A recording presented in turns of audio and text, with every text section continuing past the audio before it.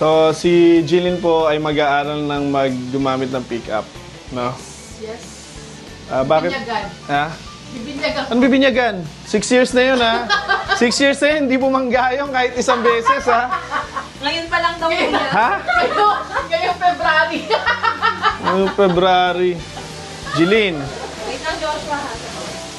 Jillian. Pagka yan nabangga, salary deduction na naman. Wala ka na susweldohin. Wala na susweldohin. Noong nakaraw, nung late ka, wala ka, kaltas na. O, ito na naman.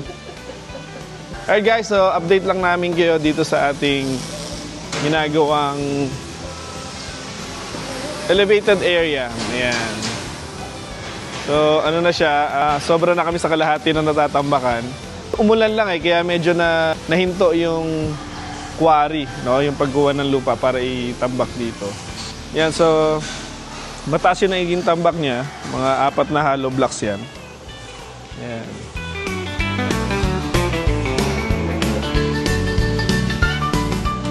So nakaka-excite. Unti-unti natin to para pagpunta naman ng ating mga bisita rito, komportable. Alam nyo kung na-follow nyo kami mula nung simula, nagsimula kami sa basement, gumawa tayo ng maliit na reception area doon, tapos nagkaroon tayo ng workshop, nagkaroon tayo ng maliit na office.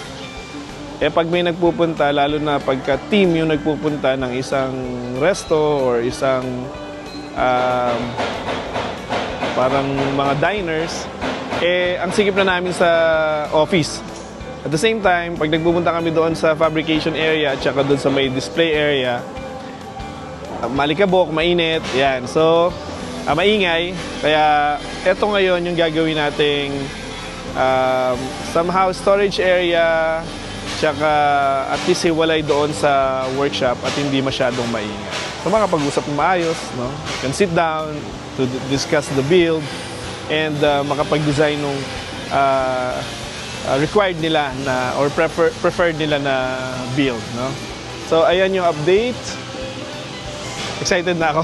Alright, thank you for watching and smoke on.